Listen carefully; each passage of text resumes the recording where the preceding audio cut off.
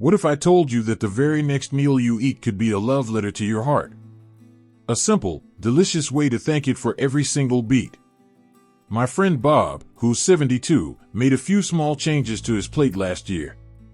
He was feeling tired, a bit winded after gardening. His doctor mentioned his cholesterol. Nothing drastic, just that gentle nudge we all get sometimes.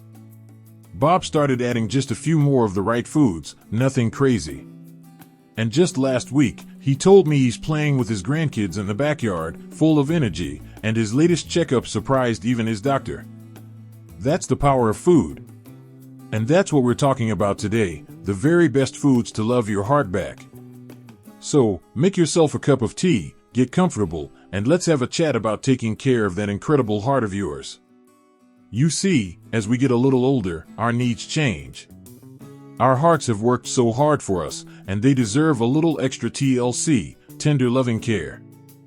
And the beautiful thing is, that care can be found right in our kitchens. It's in the choices we make at the grocery store, the way we prepare our meals, and the ingredients we choose to bring into our homes. It's not about fear or restriction. It's about empowerment.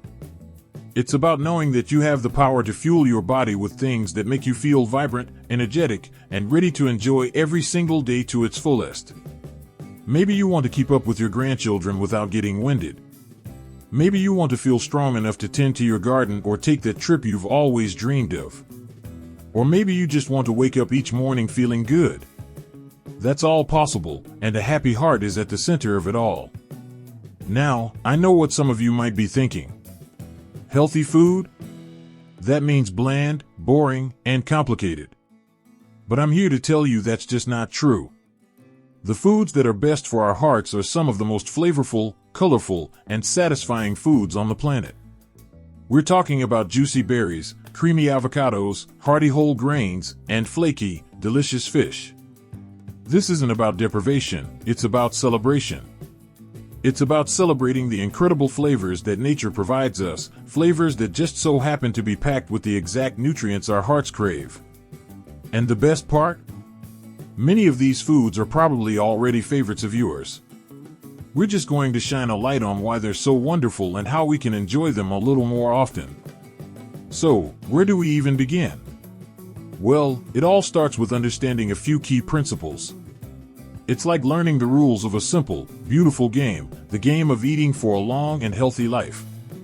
We're going to talk about the amazing power of fiber, found in things like oatmeal and beans, and how it acts like a little broom inside our bodies, gently sweeping away the stuff that isn't good for us. We'll chat about the different kinds of fats, the ones that are like friends to our heart, like the fat in olive oil and nuts, and the ones we might want to politely say see you later to a little more often. And we'll dive into the world of antioxidants, those tiny superheroes found in colorful fruits and vegetables that protect our cells from damage.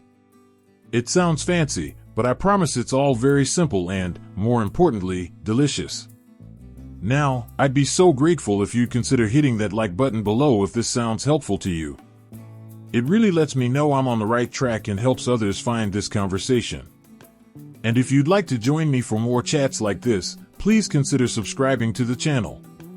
It's completely free, and it's the easiest way to make sure you don't miss what's coming next. Now that we've set the table for our conversation, let's move on and talk about the first, and perhaps most important, group of heart-healthy heroes, the fabulous fruits and vegetables. Let's start our journey in the most colorful place imaginable, the produce aisle. Or even better, a local farmer's market. Isn't it amazing how nature provides us with a whole rainbow of options? And that rainbow, my friends, is the secret code to heart health. Every different color represents a different set of vitamins, minerals, and those powerful antioxidants I mentioned. Think of antioxidants as little bodyguards for your cells. They protect them from everyday wear and tear, the kind that can lead to problems down the road. And the best way to get them is to eat the rainbow. Let's break it down. Those deep reds and pinks in tomatoes and watermelon? That's lycopene. It's a powerhouse for heart health. The bright orange in sweet potatoes and carrots? That's beta-carotene, which our bodies turn into vitamin A, a real champion for our overall health. And let's not forget the dark, leafy greens like spinach and kale. They are absolute superstars. They're packed with vitamin K, which helps protect our arteries, and they're full of nitrates that can help lower blood pressure. Now, I know kale got very trendy for a while, and maybe that turned you off a bit. But you don't have to eat it in some complicated smoothie.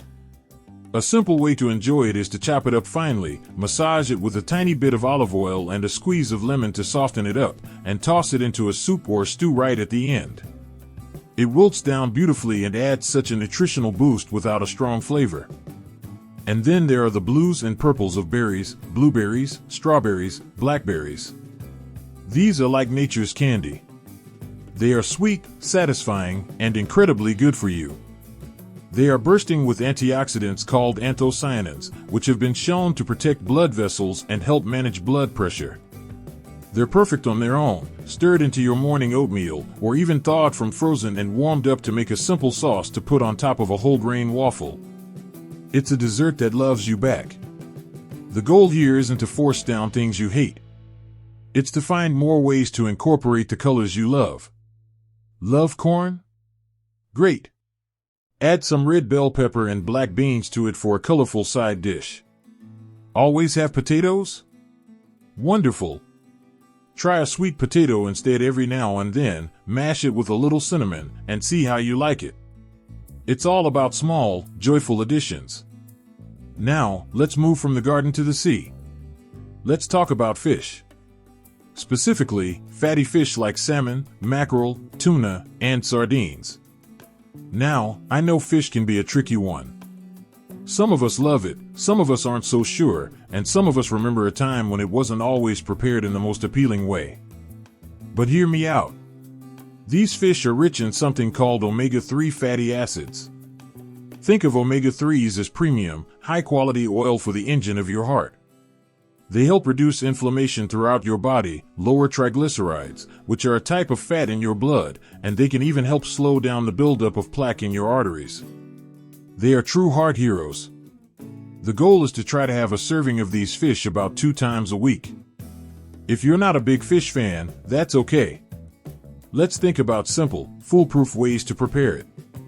One of the easiest methods is to bake it.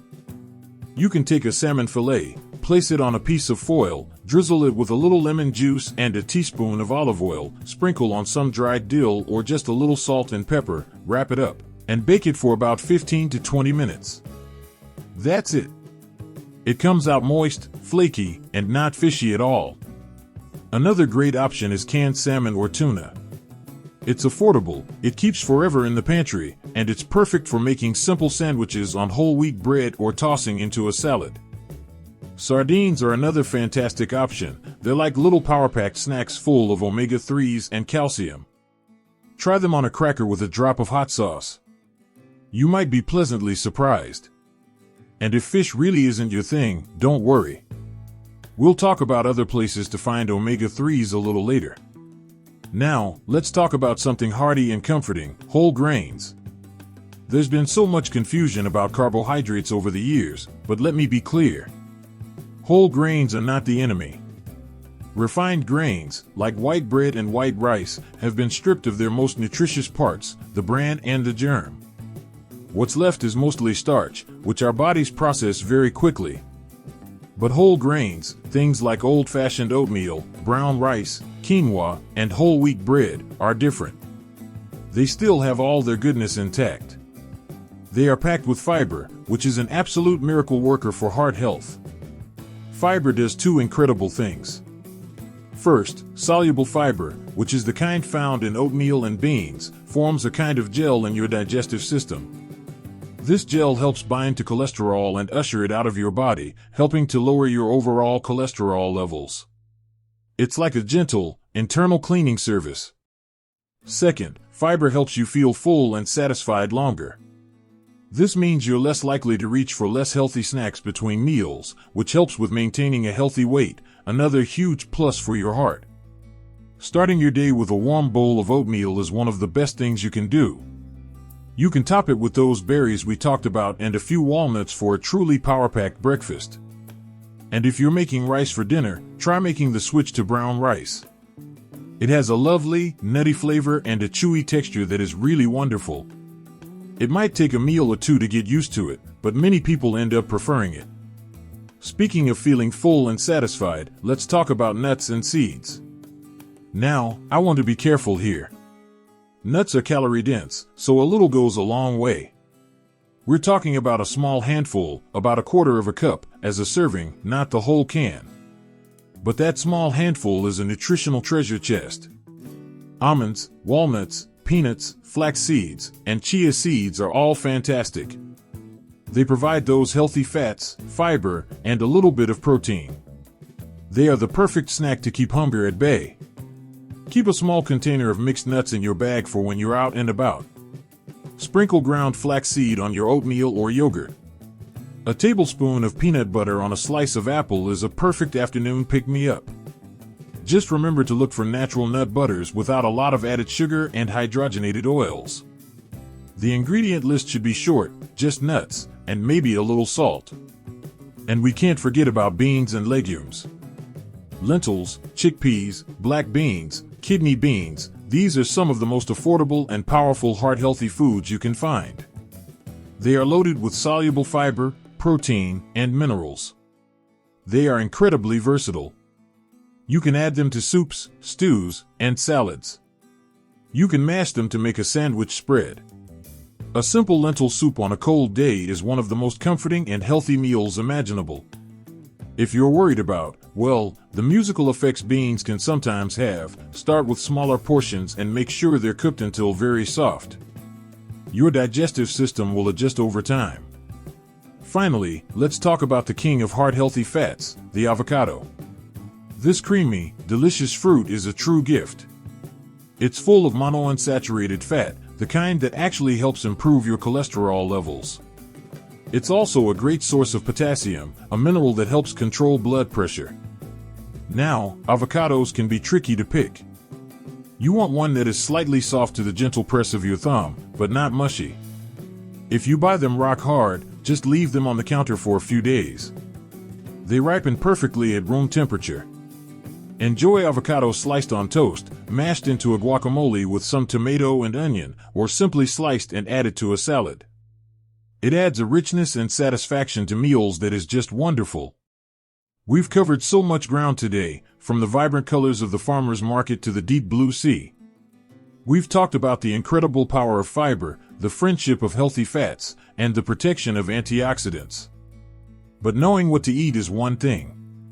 The real magic happens when we bring it all together into a pattern of eating that is sustainable, enjoyable, and becomes a natural part of our daily lives. So, how do we take all these wonderful foods and make them into simple, everyday habits? That's exactly what we're going to explore in our final part. We'll talk about how to build a heart-healthy plate without stress, share some simple cooking tips, and discuss how to make these changes feel like a joyful part of your life, not a chore. Welcome back. We've journeyed through the world of heart-healthy foods together, and I hope you're feeling inspired, not overwhelmed. Because that's the most important thing to remember, this isn't about perfection. It's about progress. It's about direction. It's about adding more of the good stuff, more often. You don't have to change everything all at once. In fact, that's a surefire way to get frustrated and give up. The key is to start small. Think of one single, tiny change you can make this week.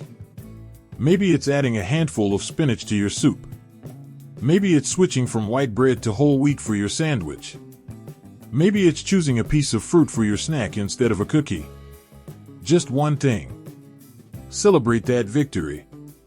That one small change is a powerful act of self-care. And once that one feels comfortable and easy, you can add another. A wonderful way to think about your meals is to visualize your plate. Imagine your dinner plate divided into sections. Aim to fill half of that plate with non-starchy vegetables. That's your broccoli, your green beans, your salad, your carrots. Then, a quarter of the plate can be a lean protein. That's your baked fish, your grilled chicken, your beans, or your lentils. And the final quarter can be a wholesome whole grain or starchy vegetable like a sweet potato. This isn't a rigid rule you have to follow at every single meal, but it's a fantastic guideline to help you build balanced, heart-happy meals without having to overthink it. It's a simple map to follow. And let's not forget about the joy of cooking itself. Preparing a meal can be an act of love for yourself and for those you share it with. Put on some music you love. Don't be afraid to experiment with new herbs and spices. Rosemary, garlic, turmeric, oregano, these are not only delicious, many of them have anti-inflammatory properties too. They add so much flavor, which means you can often use less salt without feeling like you're missing out. Speaking of salt, be kind to yourself. If you're used to a salty taste, your taste buds will adjust over time as you use less. It might take a few weeks, but soon, you'll start to taste the natural, delicious flavors of the food itself, and you might find that highly processed foods start to taste too salty. It's a beautiful shift. The most important ingredient in any meal is one that doesn't come from the grocery store, it's connection. Sharing a meal with family, with friends, even if it's over a video call, is good for the soul. And what is good for the soul is ultimately good for the heart. Laughter, stories, and love around the table are just as nourishing as the food on your plate. So, as you embark on this journey of nourishing your heart, I encourage you to share it. Talk to your friends about what you're learning. Swap recipes with your neighbors. Maybe even cook a heart-healthy meal for your grandchildren and teach them something valuable about taking care of themselves. Your wisdom and experience are your greatest gifts, and sharing them makes you healthier and happier too. I would absolutely love to hear from you in the comments below. What is one heart-healthy food that you've always loved? Do you have a favorite family recipe that's both delicious and nutritious? Maybe you have a tip for picking the perfect avocado or baking salmon so it's never dry. Your knowledge is a treasure, and by sharing it, you could be helping someone else on their journey. This community is built on sharing and caring for one another. If you've enjoyed our time together today and found a little bit of value or inspiration, it would mean the world to me if you'd hit that like button and subscribe to the channel. It's a simple way to support this little community we're building and to make sure you don't miss our future chats. We're all in this together, learning and growing at every age. Remember, the journey to a healthier heart is not a sprint, it's a gentle, steady walk. It's paved with small, consistent choices that add up to a huge difference over time. Be patient with yourself. Celebrate the small wins. Your heart has been there for you your whole life. Now, with every colorful vegetable, every wholesome grain, and every delicious bite of fish, you are there for it. You are showing it love and gratitude with every single meal. And that is a beautiful thing. Thank you so much for spending this time with me today. Until next time, take good care of that wonderful heart of yours. Wishing you vibrant health and joy at every age.